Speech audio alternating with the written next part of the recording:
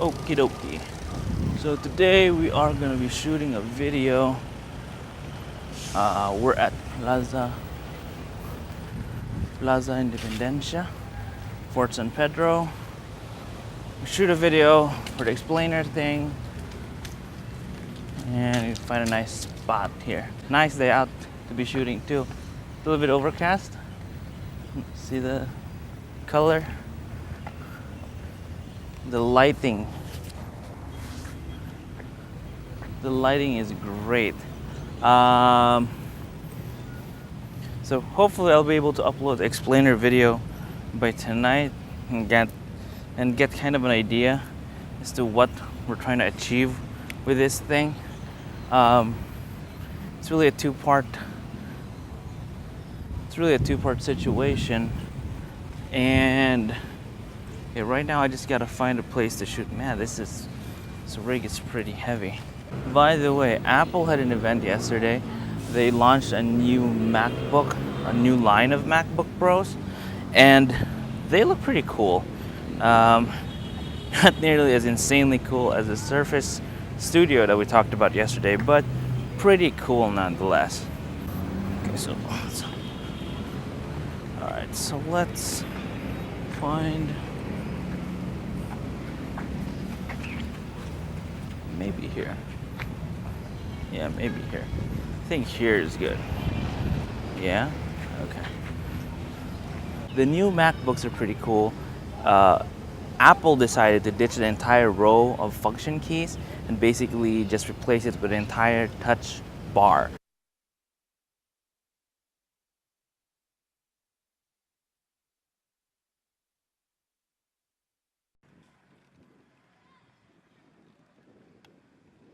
Shoot is done.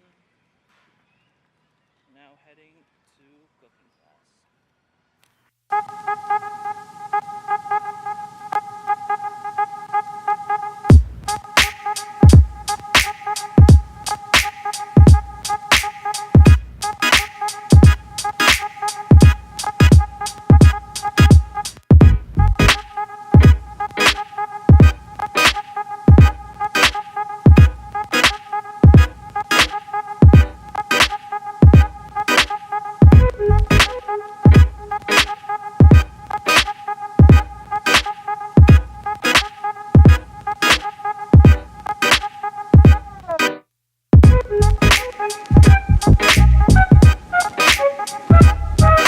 Well, the day's almost done. I finished editing the video, the explainer video, and haven't really done anything else much this day.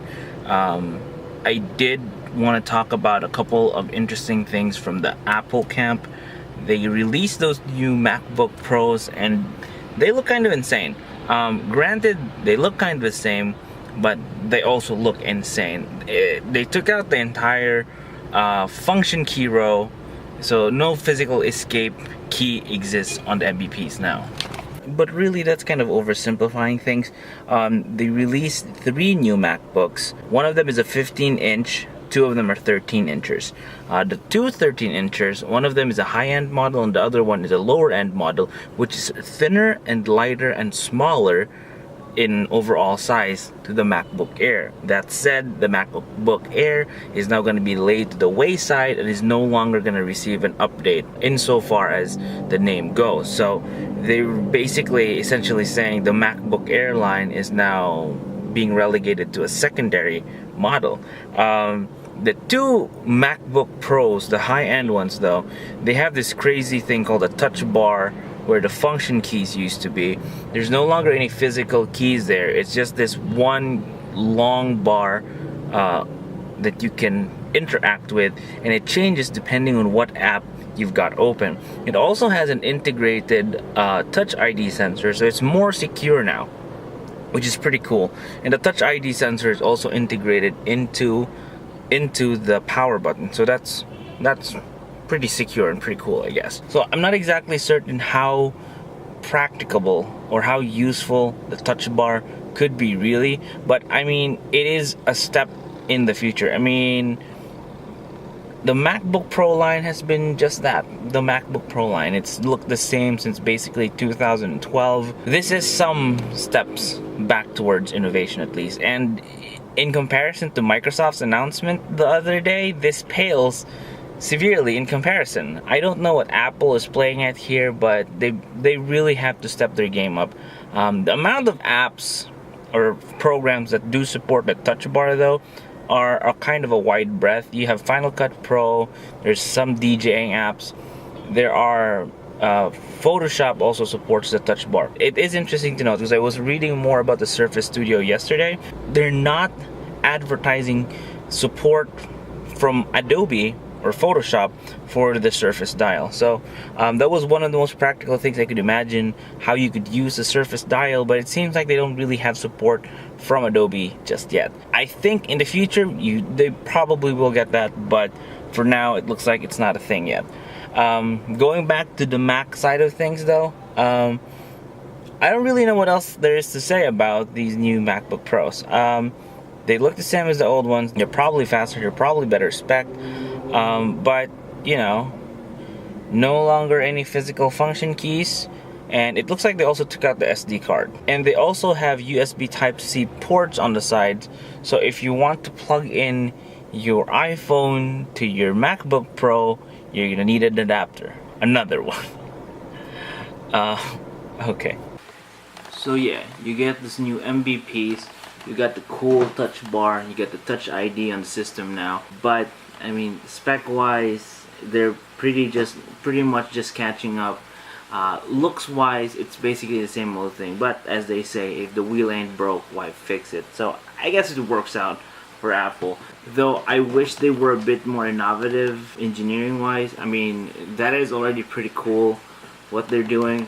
But I mean, I wish they did more. I wish they did more. They're one of the most valuable brands in the world, and they just don't seem to know what to do with that value anymore. I'm fairly certain still a lot of people will like these new Macs. A lot of people will buy them even without the SD card slot, even with the fact that you can't really plug in a lot of accessories at the same time because it only has 2 USB Type-C ports, even with the fact that the keyboard is a little bit less tactile this time around. So I don't know. They are definitely sleek devices, and if you want a device that really just isn't a headache to use at all, then there's probably a MacBook in your future. But for the rest of us who value other things other than just sleekness and a good look, and who are willing to compromise ease of use for customizability, there are other manufacturers out there for us. But I guess that's it for today's episode. It's been a long day, and it was a trying day in some regards too. That's it. That's all we've got. That's all I've got for today.